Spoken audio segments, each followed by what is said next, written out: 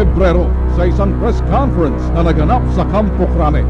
Ipresenta ni PNP Chief General Oscar Calderon ang 7 kidnapper ng Korean national at asawa nito na aresto sa isinagawang follow-up operation sa Ternate, Cavite ng pinagsanib na puwersa ng Police Anti-Crime Emergency Response o PACER at National Capital Regional Police Office or NCRPO. Subalit, may malaking katanungan ang pitag na dapat sagutin ng PACER dahil kung hindi, madudungisan ang kanilang pangalan. Dito kasama namin ang anti-carnapping unit ng QCPD at yung kanilang District Police Intelligence Operatives Unit. Magkano ninyo? 100? At least to kahit 100 to 150,000 para Pero pagpahaba ng police mo buhay. 30. Mas maganda kasi may ano natin mayor. Tapos, sige natin kasi Alam ng grupo na hindi dapat mag-aksaya ng oras kaya masusi itong Pilinano. Akala namin back then hindi pa malinaw kung kidnap for ransom or simply humihingi lang ng pera. Pero trinabaho ng grupo ng bitag, ganun din yung ANCAR TPIOU. lalaki. Yung dalawang nawawala. Yan ang nawawala. Ito yung... Ito yung kanakakan, yan ang ubukuan pera eh. Kung lang natin yung isang yan na sakyan, maraming kasama. Kukunin natin lahat yun. Malalim yung kasong ito. Yung plinano na entrapment, aking gulat namin nung mahuli na ang mga suspect. Isa roon, operatiba ng PACER.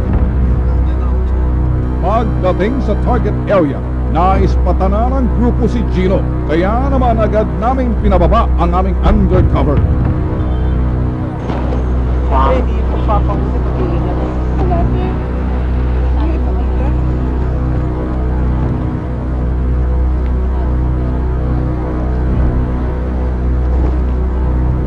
Sa usapan ni Jasmine at Gino, wala itong kasama.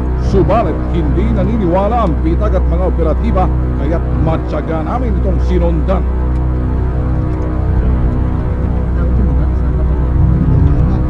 Delikado, sasakay ng jeep. Sumakay. Ayan. Tingin ka mo tayo. Ayun yung sasakyan nila, Reko. Sa Nebo, di ba?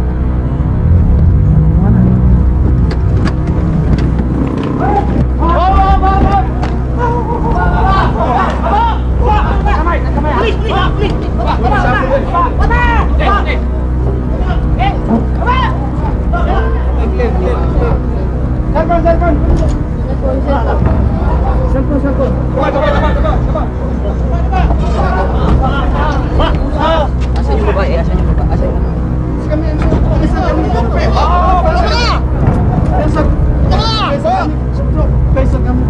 Ay, wala kami ng pangalam. Patient, ha? Oo. Sir, sige, sige!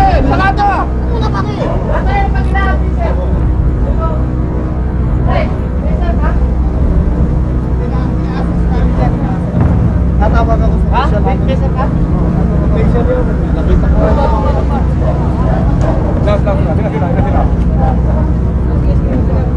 Sakay na sa kotse, tingay na sakay na sa kotse. Sakay na sa kotse. Oo, pato! Sakay sa kotse pare.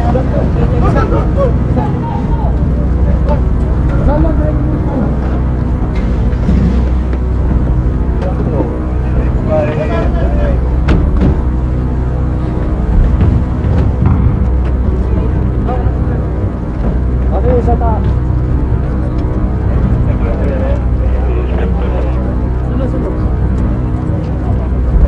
Matapos maaresto ng Quezon City Police District ang umano'y operatiba ng PACER, maya-maya lang nagdatingan ng mga katropa nito.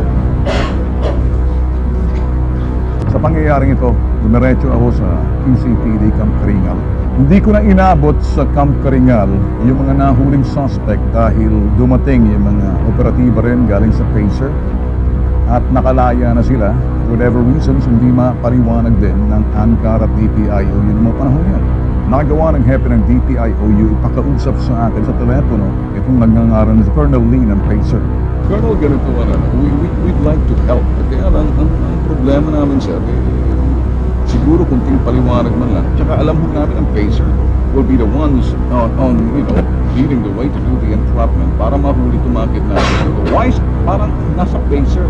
Parang sila kapakanan ho at kaligtasan ng biktima ang pinag-uusapan dito, sir. Sa akin lang naman, sir, kung sana makarinig, sir, mataas-taasan kung sino man, sir, si General Calderon nagsasabing legitimate operation. Sa halip na magpaliwanag, ito ang kinahinatnan na uwi sa bruskong usapan. Sir, ako marunong ako maintindihan, malalim ang pag-unawa, sir. Sa akin ay ikaw kung may problema, sir, hindi niya na bibigyan ng paliwanag. Ang bitag ko, sir, pag nambibitag ko talagang diretso eh.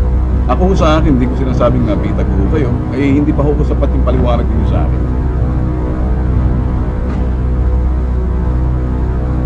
Eh, huwag mo kayo magagalit sa akin, sir. Huwag kayong sisigaw sa akin.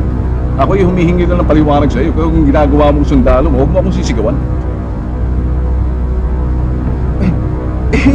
Hindi sa ayaw makinig. Kumbinsihin mo ako. Yun lang naman eh. Lalaki sa lalaking usapan. Ba't mo ako sinisigawan? Ano? Yung nga eh.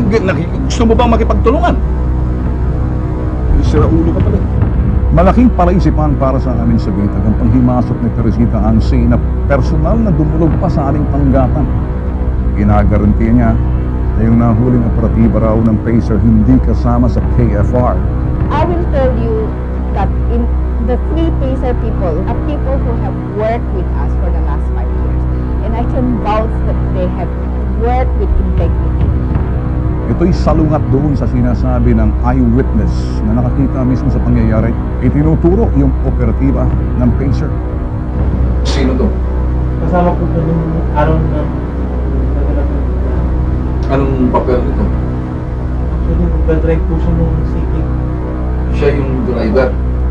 Tapos pinalipat po siya ng isang lalaki na nakasundan din po na nagpakilala sa akin na NBI. May dala po siyang baril, pinalipat po siya ng passenger. Tapos nung nag-take over po ng Manila, is yung lalaki. Siya po yung lumipat sa loob. Ito siyang baril? Wala po, siya po yung nag-drive ng Civic. Siya po yung pinalipat ng lalaki sa passenger seat. Kasi siya po yung nag-drive ng Civic ng Manila. Pinalipat po siya. Sa harap ng kamera, nagsalita na si SPO2 Inaldo. Nais niya umanong linisin ang kanyang pangalan. Kaya po ako umarap dito ay gusto ko linisin ang pangalan ko pati na yung isinan namin na PACER. Yung tungkol po sa nakita niyo yung video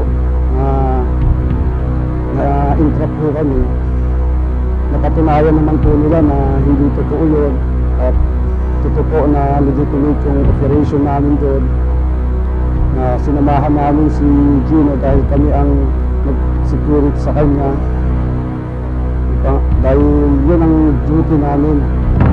Yung pangyayari po ito na napanood ko sa TV, kami na hindi lang ako ang naapektuhan, pati mga magulang ko, mga kapatid ko, at mga kamag-anak ko. Panawagan pa ni SPO2 Inaldo na huwag siyang husgahan ng taong bayan dahil kabaliwan lamang umano ang sinasabi ng lumutang na witness. Yun naman po tungkol sa nagtuturo sa akin. Nakita niya raw ako sa araw ng pag-abduct sa mag-asawa. Malaki pong kabaliwan yun. At imposibleng mangyari yun. Dahil nung February 15, nandito po ako sa office. Duty po ako yun. Hamon pa ni SPO2 Inaldo sa witness, hindi siya natatakot harapin ito. Hindi po ako natatakot na harapin siya dahil alam ko na malinis ang aking konsensya.